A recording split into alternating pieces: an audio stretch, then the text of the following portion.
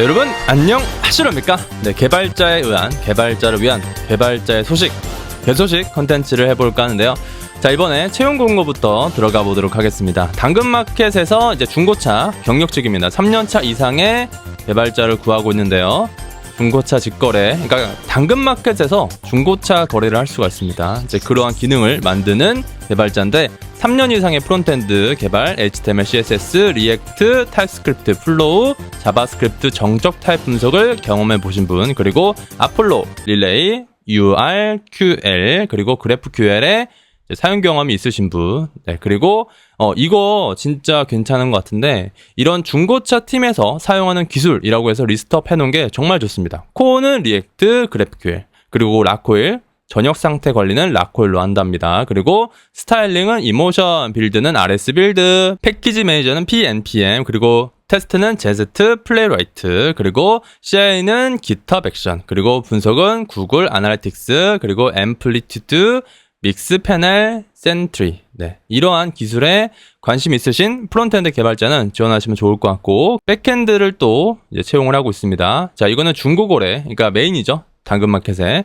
3년차 이상의 서버 개발 경험, 하나 이상의 프로그래밍 언어, RDBMS, REST, gRPC, 그리고 코드 리뷰.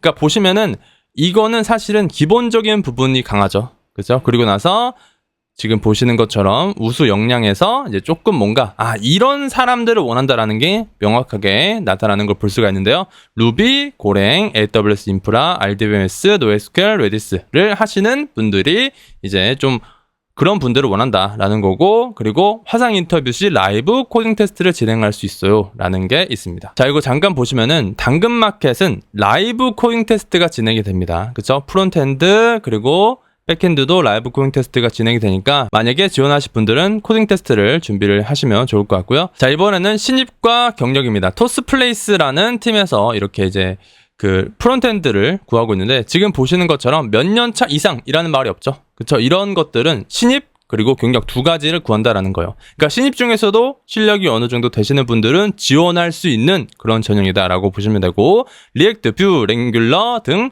SPA 프레임워크 등에 이제 능숙하신 분을 찾는다. 그리고 타입스크립트, 플로우 등을 이용한 자바스크립트 정적 타입 분석, 이거를 하셔야 되고, 상태 관리는 리액트, 쿼리, 라코일. 그러니까 이거 보시면은 그 좀 다 독일 개인이죠. 그러니까 당근마켓과 그렇게 차이가 많지는 않죠. 패키지 매니저는 얀, 그리고 PNPM, 빌드는 웹팩, ES빌드, SWC, 바벨, 그리고 제스트, 바이테스트, 그리고 CI/CD는 GitHub 액션스, 이렇게 다룬다라고 합니다. 이번에는 당근마켓 경력 시집, 그러니까 신입도 지원할 수 있는 공고, 소프트웨어 엔지니어 데이터, 그러니까 데이터 엔지니어죠. 이런 거를 제가 가져왔는데요. 당근마켓에서 이제 확장 가능한 데이터 처리 시스템, 테스트 가능한 데이터 파이프라인, 그리고 데이터 제품을 개발한다라는 거고요. 그리고 품질 체크도 한다라는 겁니다. 필수 역량은 다음과 같습니다. 파이썬, 자바, 스칼라, 코틀린, 뭐 이런 식의 하나 이상의 프로그래밍 언어에 능숙하신 분, 대규모 트래픽 처리, 그리고 AWS, GCP 등 클라우드 환경에서 개발, 운영 경험하고 있거나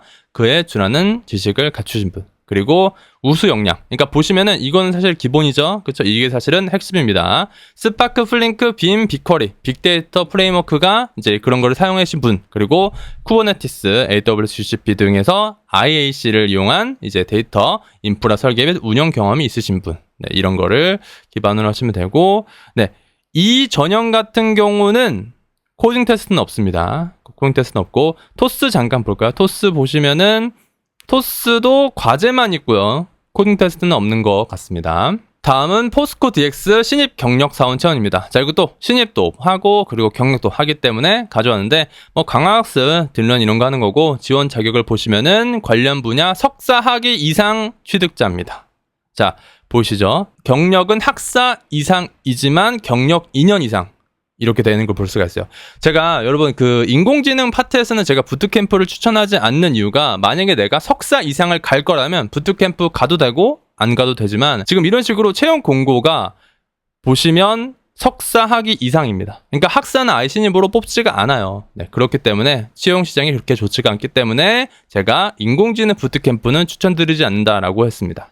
아무튼 이런 식으로 인공지능 분야에서 신입 그리고 경력은 지금 보시는 것처럼 석사 아니셔도 됩니다. 그냥 경력 2년 이상의 보유자이면 되고, 수학적 최적화, 그리고 딥러닝, 강화학습, 모방학습 이런 거에 대한 이해도가 높으신 분들은 포스코 DX에 지원을 하시면 될 것 같습니다. 지금 보시는 것처럼 포스코 DX는 코딩 테스트를 봅니다. 자, 이번 파트는 세미나입니다. 자, 제가 약간 무료나 좀 괜찮은 세미나 있으면 추천을 드리곤 하는데요. 이번에 원티드에서 이제 백핸드 챌린지 프리 온보딩이라는 그런 좀 좋은 거랍니다. 이게 뭐냐면은 주니어 개발자를 위해서 약간 과제 학습 같은 거를 하시는데, 지금 보시는 것처럼 포트폴리오 전략을 수립하고, 그러니까 포트폴리오 첨삭을 해준다는 거죠. 뭐 개인적으로 해주는 건지는 잘 모르겠지만 그래도 뭐 어느 정도는 전략을 수립하게 하고, 그리고 코드 리뷰.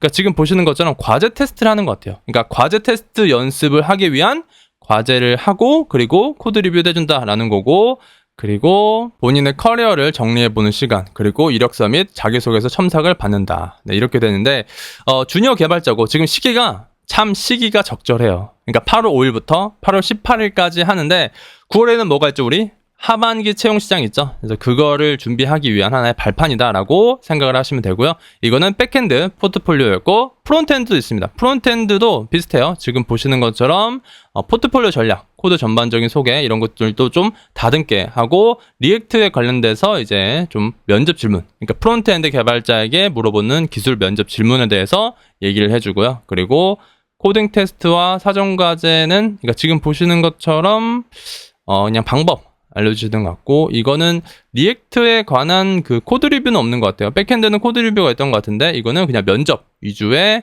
시간이었던 것 같습니다. 이것도 그래도 주니어 개발자한테는 그래도 좋은 기회인 것 같으니까 이거를 하시면 좋을 것 같고, 이번에 좀 괜찮은 아티클을 좀 가져왔는데요. 개발자 각 연차별 바라는 역량입니다. 이거는 제가 쓴 글인데, 사실은 제 유튜브 글에서 이런 글들이 올라왔어요. 공고에서 말하는 2년차, 3년차, 4년차의 N년차 의미가 뭐 어떤 걸 의미하냐. 근데 이제 이게 어떤 거냐면은 그 경력별 어떤 실력을 원하냐라는 거에 대한 질문인데, 제가 좀 생각했을 때는 이런 것 같아요. 3년차 개발자한테는 프로그래밍 언어 숙련도, 그러니까 내가 다루는 자바스크립트, 파이썬 이런 거에 대한 깊은 이해와 실무 경험, 그리고 프레임워크 라이브러리 사용 경험이 당연히 있어야 되고, 그리고 버전 관리 시스템, 기술을 이용한 협업 경험, 그리고 브랜치 전략을 이해하거나, 그리고 기본적인 CI/CD 지식, 젠킨스, 깃허브 액션, 그리고 소프트 스킬로는 문제 해결 능력, 그리고 프로젝트 관리, 그리고 알고리즘 스킬로는 솔브데이시 기준, 골드에서 플래티넘. 이 정도가 저는 3년차에게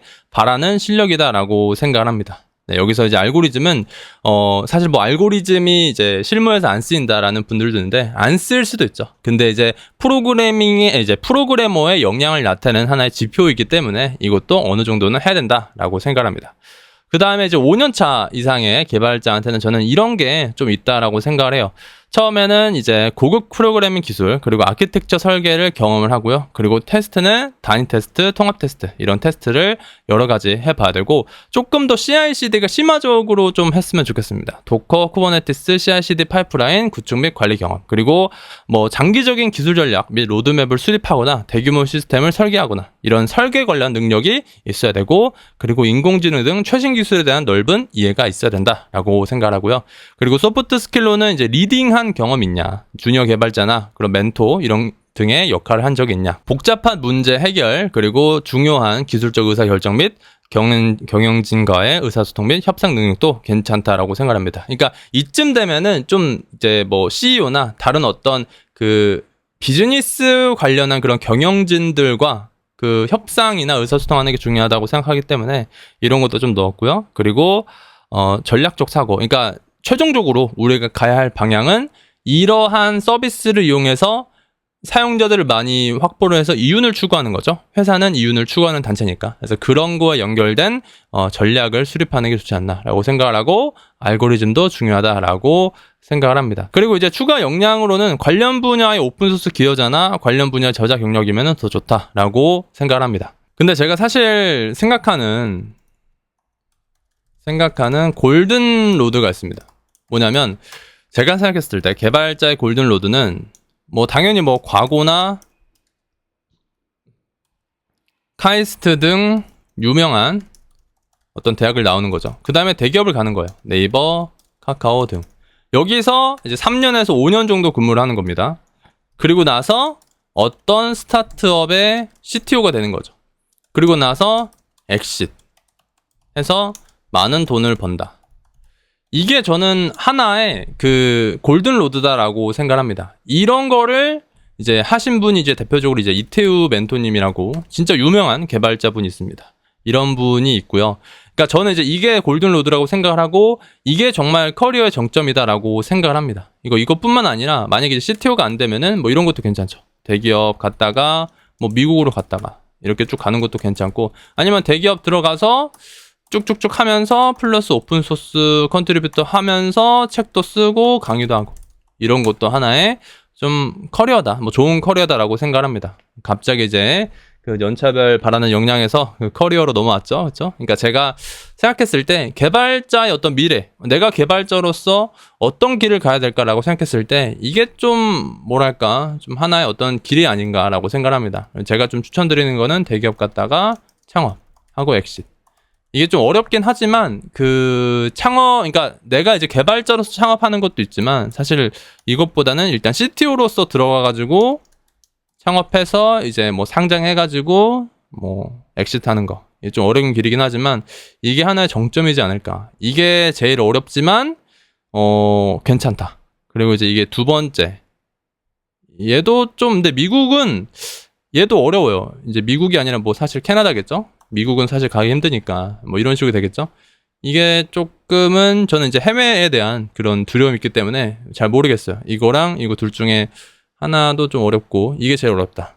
네, 저는 이제 이게 하나의 정점이다라고 생각을 합니다. 다음은 디버깅 원칙이라는 이제 글인데 이게 이제 디버깅을 하는 그 방법에 대해서 조금 더 깊은 어떤 고찰이 들어가 있는 글이에요. 이제 봤을 때 이거 글 되게 괜찮다라고 생각을 했어요. 보시면은 가능성을 좁혀라.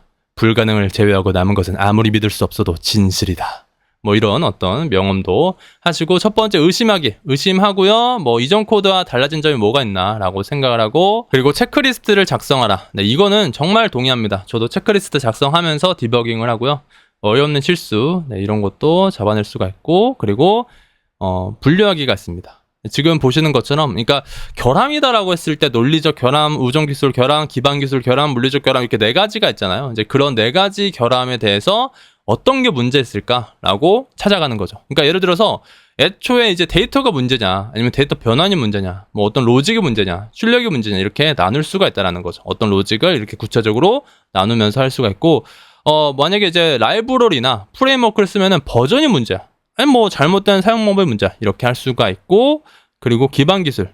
예를 들어서 통신 문제냐, 환경 문제냐 이런 거를 들 수가 있습니다. 그리고 마지막으로는 학습학인데, 그러니까 내가 이제 어떤 오류에 대해서 잘 모르잖아요, 그렇죠? 그럼 거기에 대해서 어떤 거를 학습해야 하는가에 대해서 좀 이제 학습을 한다라고 보시면 되고, 그리고 지금 보시는 것처럼 가능성 점수라는 걸 매기는 건데, 만약에 이게 결함이다라고 하는 거를 우선순위로 따져가지고 하는 거죠. 서비스 함수 확인 이것부터 하고 이것부터 하고 이것부터 하고 이것부터, 그러니까 우선순위를 먹여서 한다라고 하는 것 같습니다. 그리고 연결하기. 네, 아무튼 이렇게 디버깅에 대해서 괜찮은 글이기 때문에 보시면 되고, 제가 이제 이 글은 그 비전공자 백핸드 취업 성공 1년 6개월 정도 걸렸다라고 하는 글인데, 이게 보시면은 요새 취업 시장을 알 수 있는 글인 것 같아가지고 한번 가져왔습니다. 네, 이거는 뭐냐면은 한 달간 300개 회사, 그러니까 이분의 저는 그 어떤 생각 자체가 되게 괜찮다라고 생각했는데, 이분이 이렇게 생각했어요. 국비지원, 부트캠프 회사 이 세 가지 중에 선택을 해야 되는 상황이었는데, 당장 들어갈 수 있는 건 국비지원이었지만 정말 많은 고민을 했다. 어차피 환경만 필요한 거니까. 그러니까 봐요. 지금 보시면 여러분, 국비지원, 부트캠프 이런 것들이 환경인 겁니다. 그러니까 여러분들이 프로그래밍 공부를 잘할 수 있는 환경을 제공하는 거기 때문에 너무 이제 의존하시면 안 되고, 그냥 바로 들어갈까? 하고 생각하다가 딱 2달만 집중적으로 회사와 부트캠프에 지원해보고, 안 되면 그냥 딱 국비만 한다는 생각으로 하루에 10개씩 지원을 했다. 야, 하루에 10개 해도 진짜 대단해요, 대단. 자, 그렇게 해서 한 달간 약 300개 회사에 지원을 했고요. 14개의 서류 합격, 그리고 4곳에서 최종 합격을 받았습니다. 그러니까 300개에서 4곳이니까 사실상 합률이 한 5% 정도다라고 보시면 됩니다. 그러니까 이게 지금의 어떤 그 취업 시장이다라고 보시면 돼요. 그러니까 여러분들도 많이 지원을 하시고 많이 좀 떨어지고 많이 합격했으면 좋겠습니다. 네, 아무튼 이렇게 해서 이번 개소식을 마치도록 하겠고요. 좋아요와 구독 부탁드립니다. 오늘은 여기까지.